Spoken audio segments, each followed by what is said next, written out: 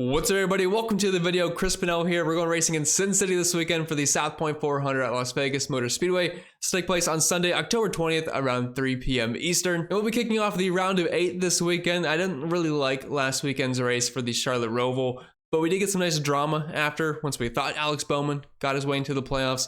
Ends up getting DQ'd afterwards. And once again, Joey Logano sneaks his way into things where he probably doesn't belong. But either way, it should be a fun race this weekend. The next gen era has been pretty good for these intermediate tracks, so I think we have that to look forward to, even though this has just been an annual Kyle Larson butt kicking, it seems like. But anyway, if this happens to be your first time here, which I highly doubt at this point of the season, but if it is, what's up? My name is Chris Pennell. I break down NASCAR and NFL DFS each and every single week on this channel. Do post a video every single Saturday morning for football if you want to check that out. And really quick, gotta give a shout out to last week's comment contest winner, David Bump, who was the closest to Kyle Larson laps led. And by closest, I mean he was really far off, but only 2 of you guessed for Larson, and that's all it takes in these kind of contests. Almost everybody picked SVG. Larson led 62, I believe. He guessed 26, so that was the closest of the 2. The other one picked 23, so it was actually a pretty close battle. But if you want to join this week, all you gotta do is comment down below who you think is gonna lead the most laps and how many, and the winner will get a cash prize. And if you enjoy, make sure you leave a like down below. Subscribe to the channel for brand new. Let's dive right into it. All right, let's talk some strategy here for Las Vegas. Nothing too crazy here roster construction wise. It's just your typical 2 to 3 dom build for a 267 lap race that equates to right around 180 dominator points. So it's not like it's a short track, but it's not like a road course where dominator points don't matter as much. Right in the middle, so you're gonna want to grab a couple of dominators, and based off of qualifying, pretty much all the good drivers you would expect to dominate are starting pretty much in the top 5, top 10. So you're just gonna be mixing and matching for the most part. If we're looking at similar tracks to Las Vegas, just the cookie cutter 1.5. So Texas, Charlotte, Michigan. I know it's a 2-mile track, but you can look at that as well. Kansas. So nothing crazy here. We're looking at basically 2 dom builds. If you want to stretch to 3 and some, depending on the price points, you can do it, but otherwise, pretty much 2. And really quick, we did get a lot of practice data, but I just wanted to look at the green flag speed numbers, and then we can kind of compare once we look at practice to see how much they had some similarities of who we saw up top. But if we are looking at specifically intermediates, so this is going to date back a couple of years from the next gen era, so some of this data can be a bit old, so it's probably not as useful as some of the others. But you're going to see a common pattern of who these drivers are up top. It's almost always Hamlin, Larson. Sometimes it's not, but it's almost always that. Then it's a mixture of Byron, Reddick, Truex, Chastain, Bell. Like it's usually that scenario. If we look at 2024 overall here, I don't get too ahead of myself. This is going to include all tracks minus road courses and super speedways. Hamlin, Larson, typically the 2 fastest guys on average. Obviously, it's not going to be the case every single weekend, but William Byron, Reddick, Truex, Elliott, Gibbs, similar tracks. So we're going to use more recent data here. Larson does dip a little bit, but we are dealing with a smaller sample size. So if you just have like one outlier race, it will kind of skew those numbers a bit, which is something you have to be careful about. Because yes, data is good to look at, but you have to have context behind it. But Hamlin, Byron, Gibbs, Truex, it's still the same group of drivers. So this tire combination, I'm trying to remember off the top of my head, but I believe it is the Las Vegas race earlier in the season. Kansas, Texas, Nashville, and Pocono. I am pretty sure that's what the tire combination is. But as you can see, Denny Hamlin absolutely whipping the field here. It's smaller sample size, but extremely fast. Truex, Gibbs, Reddick, just a full-on Toyota fest here. Now we do have Chris Buescher mixed in, then the Chevys, but man, Toyota has been really fast in this specific tire combination this season. If we weight it the way I want to look at it, Hamlin, Byron, Truex, Larson, Reddick, Gibbs, which I eyeballed practice, but I'm pretty sure these are the drivers that qualified well. They're the ones that practice well, so it's not like we should be extremely surprised about that. And finally, moving on to the driver-by-driver breakdown, I need to mention one thing first, and that is, of course, if you enjoy the best NASCAR and NFL DFS community out there, link is down below the description or the pinned comment for that. Projections for both sides, the entire NASCAR or NFL model. NBA is also starting very soon, which I'll be covering every single day. It's not my favorite sport, but you know what? I'll do it anyway. It has all the data you ever need, color code nice and neat, optimizers, ownership projections, cheat sheets, Discord, all that fun stuff. You know where to find it, link we found down below. And as you all know, I'm a partner of Stochastic, and they have their NASCAR Sims tool amongst other sports, which we have NBA coming very, very soon. It's certainly a sport you'd want to have an edge on because it's very difficult because the projections are very good across the industry. But we have football in full swing. We still have NASCAR going on, so if you want to come in, check it out. It gives you an edge on Sundays, Mondays, Tuesdays, Thursdays, Wednesday, whatever slate you happen to be playing. You can sim the entire slate before it ends up happening, see which lineups stack up the best in tournaments, or which players or drivers stack up the best ROI-wise in GPP. So if you want to check it out, use the link down below. Make sure you tell them I sent you. All right, let's get into it here. Qualifying in practice just ended a few moments ago. So let's look at over the practice sheet just a little bit and see what we got in the session. And if we average these out, which includes the overall lap by lap data and then the consecutive lap averages, Tyler Reddick is leading the way, which very good at Las Vegas earlier in the season. And I'm not surprised to see him at the top of the board in the overall lap by lap data as well. Carson Hocevar is a bit of a surprise, but Spire recently, and Carson Hocevar specifically, they've been qualifying well, they've been practicing well, and they've been performing pretty well too. So obviously a mistake can be made at some point, but the speed is certainly there, and Hocevar has the talent.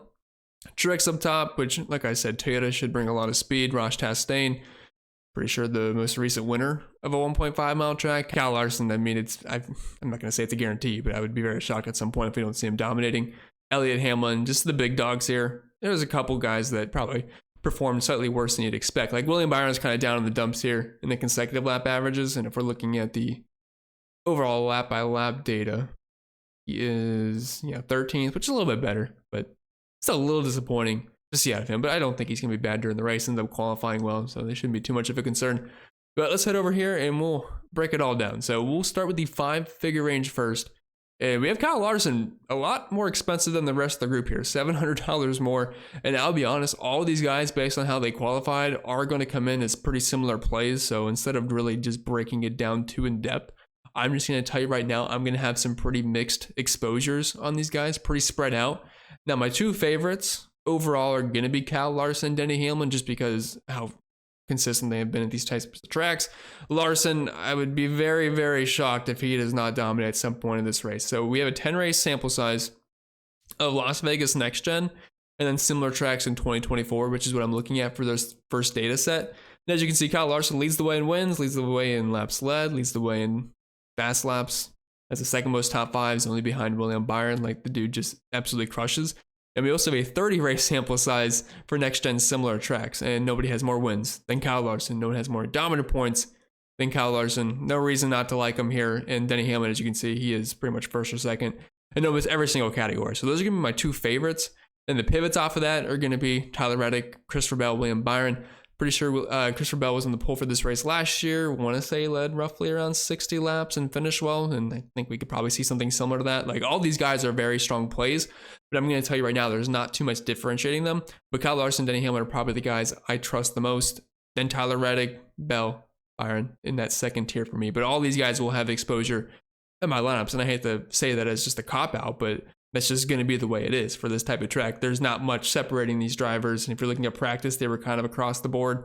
Hamlin was really good in the long run. Tyler Reddick was the fastest of this group, but they all have their pros and cons. And then dropping out of the 9K range, if I am trying to get a good chunk of exposure to these 10K drivers because I'm trying to lock up dominator points, we'll have to see how much room that leaves us for these 9K drivers, because I have not completely looked down the board here yet. But 7K range, just eyeballing it, there's some decent plays there, so that could be able to balance our lineups out a bit if you want to take a stab at two 10K drivers. Plus a 9K guy, that might be doable. And I'm not saying we have to play two 10K drivers. I'm just saying the majority of my lineups will probably end up having two. But we might have a couple of ways around that. But either way, the 9K range, I don't see myself playing too much Joey Logano. The Penske cars did not look overly impressive, and Joey Logano's numbers at these intermediate tracks are also not overly impressive. So starting in 10th at $9,800, I don't see him dominating, and that's what he's going to have to do at $9,800. So not a huge fan there. If I was going to play him, it would be FanDuel. But I'd rather play Chase Elliott. He was faster in practice. Love all the Hendrick cars this week. Don't really see anything not to like about Chase Elliott. 9-race sample size here. 5 top 10s, 2 top 5s as a win. I mean, numbers are solid. Starts on 18th. Ryan Blaney is the cash game play of the week. I know Penske struggled overall, but we didn't get to see anything out of Ryan Blaney. I mean, nothing at all. Ends up wrecking at the beginning of practice. He'll be starting in 37th, and while his sample size here is not amazing, though the sample size is the same as everybody, but the data in the sample size, it's not like overly impressive, but it's Ryan Blaney, average rank position of 13th. Like, he should be able to find his way into the top 15, and that makes him for an easy cash play on both sites. And since Ryan Blaney's going to soak up a ton of ownership, might just end up being the highest owned driver. I mean, maybe we just see everybody flock to Larson. Let's see what ownership projections look like. But Blaney should be heavily owned, and if he's going to be heavily owned, and some of these 10K drivers are going to be heavily owned, well, not everybody else can be heavily owned in the 9K range. So Elliott, Truex, excellent pivots off of them. Truex has some amazing numbers in this data set here. 7 top 10s, which is tied with Hamlin and Reddick and only behind Kyle Larson. Or, yeah, William Byron, I should say, not Kyle Larson. But I think Truex is a fine pivot in tournaments. He's someone I'm going to get to. He was super fast in practice, top 3 across the board, whether it's 1, 5, 10, 15, 20.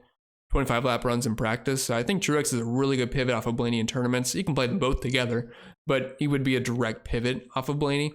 Dropping out of the 8K range, we have Ross Chastain, $8,800. He'll be starting in 7th. He's another guy that looks frisky in tournaments, really fast in practice, good at Vegas, good at these types of tracks, does have a win recently, and also 5 top 5s.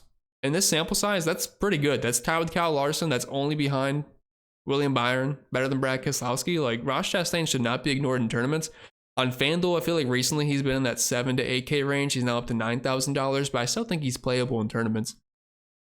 Especially if Ryan Blaney struggles and just gets like stuck in 20th all day and Ross Chastain sneaks out a 4th.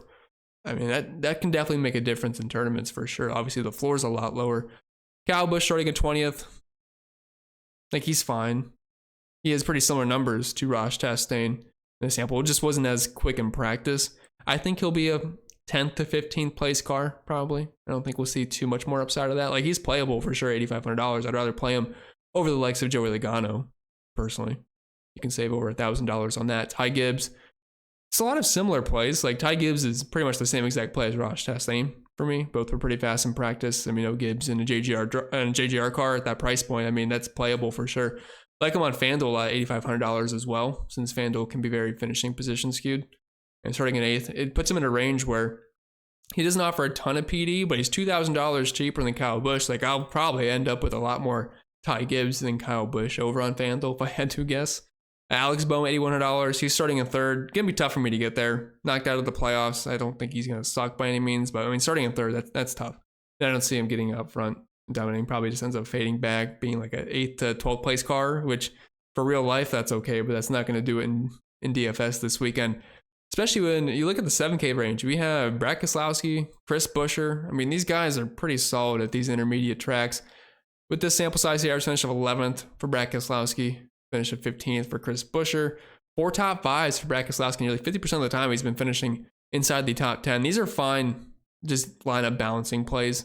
Same with Bubba Wallace. He usually has speed at these types of tracks. Just the worry is none of these guys are in the playoffs, but that hasn't stopped a lot of drivers once the playoffs have started to be able to ball out. So I won't rule them out just because of that. Like, they should get positive place differential. I would say these top 3 guys in the 7K range. Other than that, not a huge interest in the rest. Not going to be playing Austin Cindric personally. I probably won't get to too much Daniel Suarez. I know these long run numbers look better, but not as many drivers ran the long run. It looks like Daniel Suarez will probably be a like 18th, 20th place kind of car this weekend. There's upside for a little bit more. I mean, Ross Chastain was a bit quicker. I would rather play Suarez over Chase Briscoe personally, and if we're looking at how they performed at these intermediates, Suarez's numbers are definitely a lot better. So I don't want to rule out Suarez. We'll have to see what the projections say, but I don't think it's going to be too far off a guy like Bubba Wallace, personally. But Chase Briscoe is not someone I'm getting to. Chase Briscoe, Austin Cindric, not guys I have much interest in that 7K range. 6K range, we have a handful of PD plays here with Noah Gragson, Eric Jones, Josh Berry, and SVG. I am probably going to rule out SVG. Obviously a road course merchant, but man, extremely slow in practice. Josh Berry, for where he's starting, looks like he kind of practiced right on par with that, so I'm not overly excited about it. If I'm going to play any of these drivers, it's more than likely going to be Eric Jones. I like him at these intermediate tracks usually quite often. He'll be starting in 27, so there's room for upside there. I think he can be a borderline top 20 car. Was 10th in the 10 lap in practice, 12th in the 5 lap average finish of 21st, running position around 20th, 6 top 20s in 9 races for Eric Jones here. So yeah, starting 27th, I think that's doable. Honestly, just eyeballing it, he might be my favorite 6K play here, because as much as I like the speed I saw out of Hocevar, it's just difficult to eat starting in 6. There's just so much that can go wrong there. They'd be a deep tournament flyer only. No McDowell for me, no Austin Dillon, Zane Smith starting too far up for me. Ricky, I don't mind Ricky. Ricky's a pretty similar play to Eric Jones, so Jones and Stenhouse, kind of the typical plays always in the 6K range, and that'll remain true this weekend. 5K range, we have Justin Haley starting in 16th. Those Spire cars have speed, but it makes them really tough DFS plays when they're going to qualify that high, and throughout the race, there's just a lot of shuffling that can go around where I don't really see them attaining that position throughout the day. 22nd in the 1 lap in practice, 13th in the 5. Pretty solid in the 10 and 15, but tough to trust for me. Todd Gillen starting in 30th. He'd probably be better floor play. But Gillen didn't practice as well. He wasn't too far off, and he starts 14 spots further back, so I don't hate Todd Gillen there. Harrison Burton, no thank you. Extremely slow. Ryan Preece, extremely slow. Nemechek, just, and he's a wreck at some point. We'll see when that happens. Same with Jimmy Johnson. I'm sure he's going to wreck on lap 3 or something. Like he always does. I don't know what it is. He just cannot get laps put down in the next gen era. Corey LaJoy, no thanks. Hemrick showed a little bit of speed, starting in 33rd, 27, 26, 22nd. Like, if I'm going to play a 5K guy, probably looking at Gilland or Daniel Hemrick, I would say. And then Cody Ware, you need basically half the field to wreck out, which I don't think is going to happen here at Las Vegas. With that being said, that's all I got for today's video. So I hope you enjoyed. If you did, make sure you leave a like down below. Subscribe to the channel if you're brand new. If you have any questions, comments, concerns, leave them down below. I'm more than happy to get back to you. But I wish you all the best, and I'll see you all next time.